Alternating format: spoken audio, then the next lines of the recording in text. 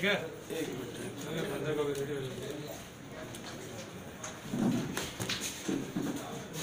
मरने के 10 घंटा पहले उस आदमी ने ये फेसबुक पोस्ट इसमें नहीं जा रही है और दबाव में अमूल्य कर्मकार को उनके परिवार के लोगों को उठा रही है, पूछ रही है।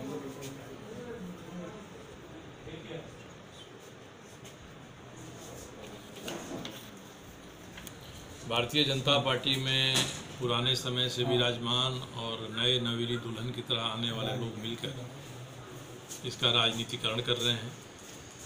वो कह रहे हैं कि और जिस जमीन का जिक्र कर रहे हैं वो जमीन बिक्री की नहीं, किसी ने आदिवासी जमीन को खरीद लिया था। उसमें कोई एक जमीन है जिस व्यक्ति ने जो अपने कायस्थ परिवार से है संभवतः, और उसने एक आदिवासी की ज़मीन खरीद ली। अब उसकी ज़मीन का केस प्रकाश कुमार लड़ रहे थे जिनकी हत्या हो गई। तो पहली बात तो ये है कि ये ज़मीन की खरीद बिक्री सही थी कि नहीं थी। दूसरी कि वो आधा दर्जन बार मेरे पास आया, मैंने थानेदार को कहा, थानेदार ने कहा कि नहीं, अगर अनुचित कब्जा है, कोई घुस गया तो मैं निकलवा दूंगा उसको। तो जो जिसके लिए हम लोग थाना से पैरवी कर रहे थे, उसमें अमूल्य सरदार कहाँ माफिया हो गए और कहाँ ज़मीन के खरीद बिक्री की बात आती है।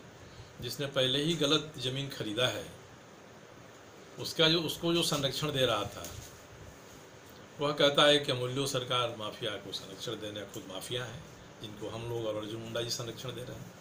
ये बात आ रही है तो बात सामने आनी चाहिए। भारतीय जनता पार्टी के जो सच्चे कार्यकर्ता हैं अपने ऊपर के अधिकारियों को, नेताओं को बताएंगे। जनता मीडिया से, सोशल मीडिया से आपके माध्यम से जानेगी कि किस तरह से हार नहीं पच रही है। तो उस हार का 6 महीना ही हुआ है। उस हार का खामियाजा निकालने के लिए हम लोगों पर ये आरोप लगा रहे हैं।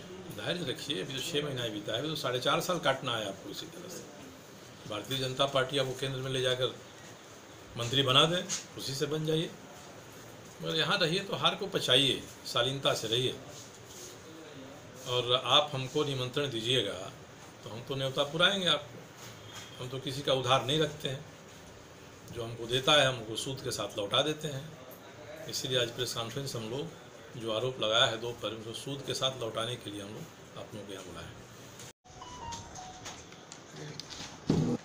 सर, अचानक प्रेस कॉन्फ्रेंस बुलाया गया है, क्या पता चल रहा है? ये हत्या हो गई है बिरसा नगर में एक नौजवान अधिवक्ता की। और उस हत्या को पूर्व मुख्यमंत्री और उनके बाहर से आए नए सहयोगी ये राजनीतिक रंग देना चाह रहे हैं कि भारतीय जन मोर्चा जो हम लोगों का संगठन है, उसके बिरसा नगर के संयोजक अमूल्य सरकार ने हत्या की है, कराई है, क्योंकि वो ज़मीन माफिया है। और जिस ज़मीन के झगड़े का ये लोग उसमें जिक्र कर रहे हैं, वो ज़मीन का झगड़ा उस व्यक्ति के साथ है जिसके 50 लाख रुपए लोकसभा चुनाव के समय जमशेदपुर में पकड़े गए थे और जो खान विभाग का एक छोटा अधिकारी रहा है। वह मेरे पास आया था और मैंने कम से कम आधा दर्जन बार बिरसा नगर के थाना को उसके काम के लिए फ़ोन किया।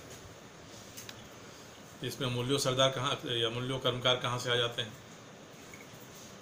तो इसको राजनीतिक रंग देने के लिए जो साजिश हो रही है, उस साजिश का सामना हम लोगों को करना होगा। हम नहीं चाहते कि हम किसी के कपड़े उतारे नंगा करें। अगर कोई अपने आप ही उतारू हो जाएगा कि हम कपड़ा खोल देंगे, उतार देंगे चौक चौराहे पर, तो अपने ही तमाशा बनेगा। इसलिए ही मेरा कहना है कि बिरसा नगर में अगर ज़मीन माफिया का उदय हुआ है तो कोई 6 महीने में नहीं हुआ है। इस क्षेत्र से जो 25 साल विधायक थे, 5 साल मुख्यमंत्री थे, उनके सामने अगर कोई एक व्यक्ति कहता है कि अमूल्य कर्मकार को पहले अर्जुन मुंडा का संरक्षण था, अब सरजू राय का संरक्षण है, इसका खंडन तो नहीं किया इन लोगों ने कि तुम क्यों ऐसा कर रहे हो। तो इस तरह की बातों को लेकर ये राजनीति कर रहे हैं। हम लोगों ने तय किया है कि हम इसका भंडाफोड़ करेंगे। इसलिए मैंने यहाँ के डीजीपी, मुख्यमंत्री दोनों को ही पत्र भेज कर ये कहा है कि इस मामले को आप सीबीआई को सौंप दीजिए। भारतीय जनता पार्टी की सरकार दिल्ली में है, मुझे नहीं लगता है कि इनमें से किसी को इतराज़ होगा, नहीं तो कल उंगली उठाएंगे कि सरकार सही ढंग से जांच नहीं कर रही है। और दूसरा कि हम लोगों ने एक 3 सदस्यीय समिति बनाया है। एक रिटायर्ड डीएसपी हैं स्पेशल ब्रांच के, आर.के. सिंह संयोजक हैं, बिरसा नगर के बबलू यादव एक मेंबर हैं, और तीसरे मेंबर रविशंकर पांडे टेल्को के एडवोकेट हैं। और ये कमेटी जांच करेगी जमशेदपुर में किसने कितनी माफियागिरी की है। जब पूर्व मुख्यमंत्री थे तो उनके अपने भाई ने थाना की हाजत में से जाकर पुलिस के सामने एक सरदार जी को बाहर निकाला, उसको मारपीट किया उसको। ये कौन माफियागिरी थी, कौन परिचय दे रहा था? इनके सुपुत्र यहाँ की सड़कों पर आगे पीछे पुलिस की गाड़ियाँ लेकर साइरन बजाते हुए घूमते थे। टाटा स्टील की नौकरी मिली थी मगर नौकरी नहीं करते थे, तो कौन इसके लिए उनको प्रोत्साहित कर रहा था? इनके 1 दर्जन सिपा सलार हैं, नवग्रह की तरह, नवरत्न की तरह, जो इनके साथ आज भी घूम फिर रहे हैं। उन्होंने अलग अलग मोहल्लों में ज़मीन कब्जा किया है, करोड़ों की इमारतें बनाई है, बहुमंजिली इमारतें बनाई हैं। ये सड़कों पर है, समिति इनका लिस्ट बनाएगी। कौन टाटा स्टील की ज़मीन लूट रहा था और 5 मंजिली 6 मंजिली इमारत बना रहा था बिना जेएनसी नक्शा पास कराए?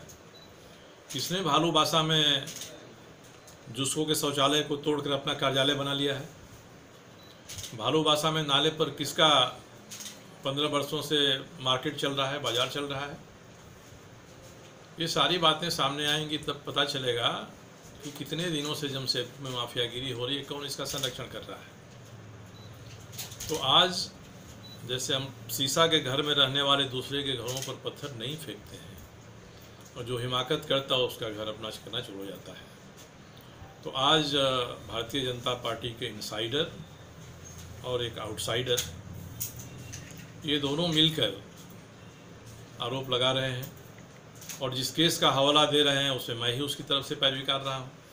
थाना को सबको कहा है कि इसके मामले को सुलझाइए आप, और इसमें से किसने विरासत में ये गुण पाया है ज़मीन कब्जा करने का, और उस मोहल्ले में कोई नया घर नहीं बना सकता, घर की मरम्मत नहीं करा सकता है बिना खुश किए हुए। तो अपने ज़मीनों का तो हिसाब किताब दे दे, पुश्तैनी कब्जा की हुई ज़मीनों का। और हाल में विधायक और मुख्यमंत्री रहते समय घर परिवार नवग्रह उपग्रह इन लोगों ने जो किया है जमशेदपुर में, इसके बारे में बता दें कौन संरक्षण दे रहा था। हम लोग तो सरकार के बाहर हैं, मंत्री हैं, मगर खुद मुख्यमंत्री थे तब ये सारी चीज़ें हुई हैं। इसकी बातें आएंगी बाहर, और तब कौन माफिया था, कौन माफियागिरी करता था, कौन उपद्रव करता था, किसके लोग भय और आतंक का वातावरण जमशेदपुर में बनाए हुए थे पिछले 25 वर्षों से, ये बात सामने आएगी। इसलिए हम चाहते हैं कि युवा अधिवक्ता की जो निंदनीय हत्या है, इसकी जांच यहाँ की सरकार सीबीआई को सौंप दें, ताकि भारतीय जनता पार्टी के तथाकथित जो लोग हैं उनको सरकार के ऊपर आक्षेप करने का मौका नहीं मिले। आश्चर्य है कि अपने बगल में खड़ा करा के आप इसे कहवा रहे हैं कि अमूल्यो सरदार जो हत्या का आरोपी है उसको अर्जुन मुंडा का संरक्षण प्राप्त है, और 6 महीने से मेरा संरक्षण प्राप्त है। जैसे अर्जुन मुंडा हम विधायक हो गए तो हमको सौंप गए, किराए पर दे गए, ये संरक्षण आप करिए, इतना दिन मैं कर रहा था। ये बात तो सामने आनी चाहिए थी। प्रधानमंत्री नरेंद्र मोदी हैं, अमित शाह जी गृह मंत्री हैं, नड्डा जी देश के अध्यक्ष हैं, दीपक प्रकाश प्रदेश के अध्यक्ष हैं, उनके नेता विधायक के बाबूलाल मरांडी हैं। ये सब मिल के फैसला कर दें इस मामले का, सीबीआई को लगा दें और जांच हो जाए कि किसका आचरण क्या रहा है। नहीं तो एक कहावत है कि कुछ लोग थान हार जाते हैं, गज नहीं हारते हैं। मगर यहाँ तो भारतीय जनता पार्टी पिछले 5-10 वर्षों से रोज़ गज हार रही है, और गज हारते हारते थान हार गई।